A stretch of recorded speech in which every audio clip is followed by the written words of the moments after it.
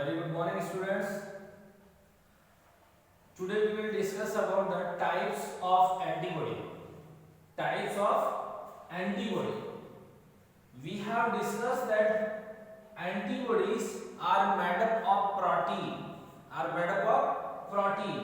Protein से मिलकर बनी होती है और प्रोटीन के अंदर अगर आपको प्रोटीन के बारे में थोड़ा सा भी नॉलेज है आपके पास, आपने स्टडी की है, तो आपको ये पता होना चाहिए कि प्रोटीन के अंदर जो चेन पाई जाती है, मेनली जो बॉन्ड पाया जाता है वो पेप्टाइड बॉन्ड होता है।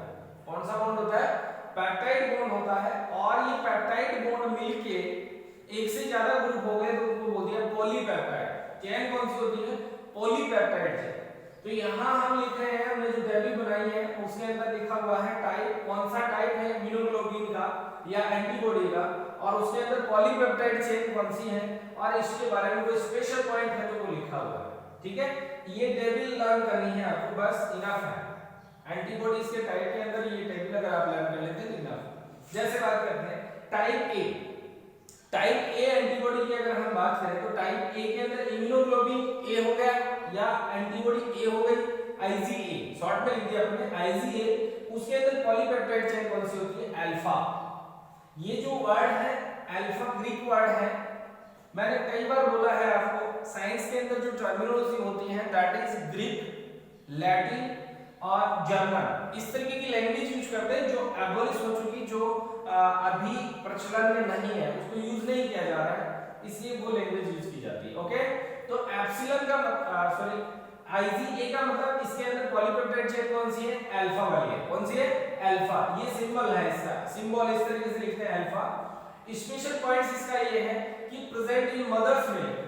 मदर का जो मिल्क होता है जिसको हम कोलेस्ट्रम बोलते हैं, मदर का जो फर्स्ट जो प्रेग्नेंट लेडी थी और उसने चाइल्ड बर्थ हो गई, चाइल्ड बर्थ होने के बाद में जब बच्चे को पहली बार जो दूध पिलाया जाता है मदर का, that is very important blood, sorry that is very important. वो मिल्क जो है वो बहुत ही इंपॉर्टेंट मिल्क होता है। उस मिल्क को बोलते हैं हम कोलेस्ट्रम, और उस कोलेस्ट्रम के अंदर जो एंटीबॉडी होगी वो IgA होगी मदर के मिल्क के अंदर। कौन से मिल्क में? मदर्स मिल्क के अंदर जो एंटीबॉडी होती है वो IgA होती है। और फर्स्ट मिल्क बहुत ही इंपॉर्टेंट होता है जिसको यूजुअली कई बार फैट दिया जाता है, जो कि बहुत इंपॉर्टेंट है कोलेस्ट्रम। ठीक है, फिर बात करते हैं IgD। ए हो गया, ए के बाद में आ गया IgD। डी के अंदर होता है डेल्टा। पॉलीपेप्टाइड चेन कौन सी है? डेल्टा, जिसका सिंबल इस तरीके से होता है, ऐसा लिखेंगे और इस तरीके से घुमाएंगे उसको नीचे। ठीक है, इसके लिए कोई स्पेशल पॉइंट है नहीं। फिर बात करें IgE। ई का मतलब हो गया एप्सिलर। कौन सी पॉलीपेप्टाइड चेन है? एप्सिलर। एप्सिलर का ये सिंबल होता है इस तरीके से, और यूज इन एलर्जिक रिएक्शन। ई एलर्जी, ई किससे रिलेटेड है? एलर्जी से। ए सबसे पहले आया यानी मदर के मिल्क में। हमारे जीवन में सबसे पहले कौन आता है? मदर आती है। तो ए का मतलब ये हो गया कि ए के अंदर अल्फा पॉलीपेप्टाइड चेन होती है, सिंबल ये हो गया, और ये मदर के मिल्क के अंदर मिलती है। डी का कोई विशेष पॉइंट नहीं लिखा हुआ। ई एलर्जी से रिलेटेड है, ई एप्सिलर, और रिलेटेड किससे? Allergic reaction. जब हमारे एलर्जी होती है तो एलर्जी के अंदर मैंने कल भी जो मेरे लास्ट वीडियो थे उसमें बार-बार में मेरे दिमाग में एक ही नाम बार-बार आ रहा था, मास्ट सेल्स। कौन सी सेल? मास्ट सेल। तो ये mast cell is related to allergy, allergy से रिलेटेड। जब भी हमारे एलर्जी होगी, एलर्जी होने में मास्ट सेल एक्टिवेट हो जाती है और ये कुछ सिक्रेशन सीक्रेट करती है, जिसकी वजह से हमारे इचिंग वगैरह ये होती है, खुजली वगैरह होने लग जाती है, कई बार इन्फ्लेमेशन हो जाता है हमारे, तो ये इस तरीके की चीजें हो जाती है, रेडनेस हो जाती है, ये वाली बात। तो IgE किससे रिलेटेड है? एलर्जिक रिएक्शन से रिलेटेड है। IgG, जी में कौन सा पॉलीपेप्टाइड चेन है? गामा। कौन सा पॉलीपेप्टाइड चेन है? गामा। गामा इस तरीके से लिखा जाता है, गामा। कौन सा पॉलीपेप्टाइड चेन है? गामा।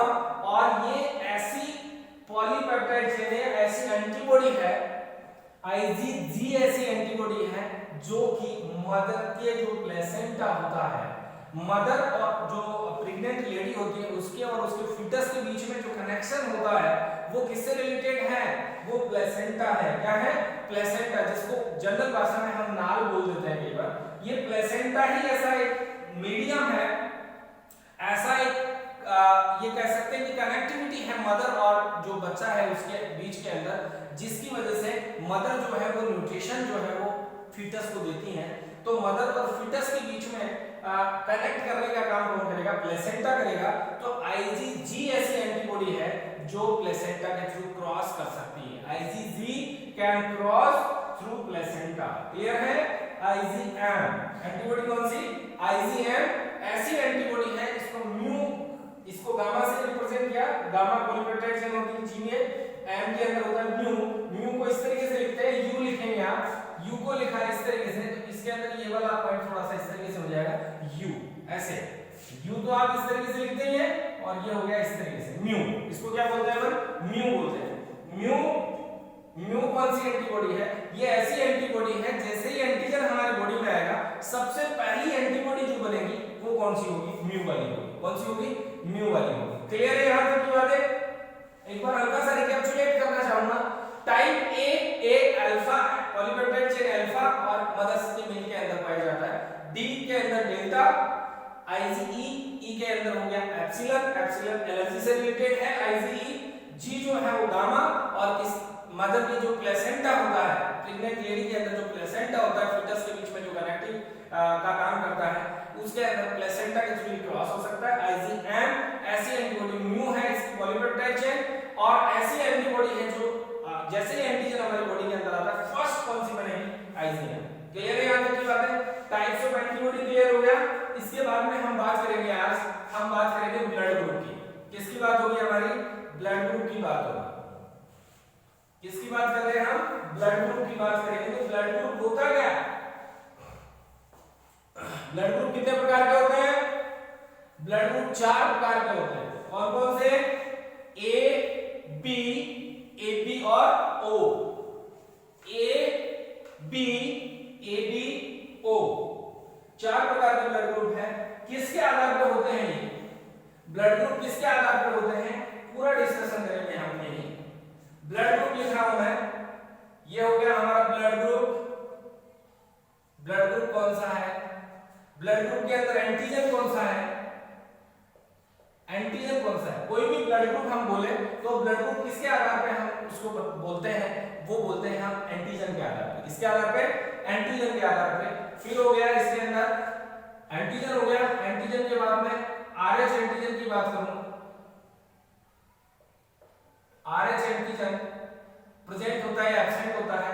इसके बाद में पॉइंट आएगा हमारा एंटीबॉडी। एंटीबॉडी उसके अंदर कौन सी? ठीक है, इस तरीके से हमारे को कॉलम बनाने हैं, और बहुत ही सिंपल। ब्लड ग्रुप कितने होते हैं? मैं यहां लिख रहा हूं। ब्लड ग्रुप को बोलते हैं हम ABO ब्लड ग्रुप सिस्टम। कौन सा ब्लड ग्रुप सिस्टम?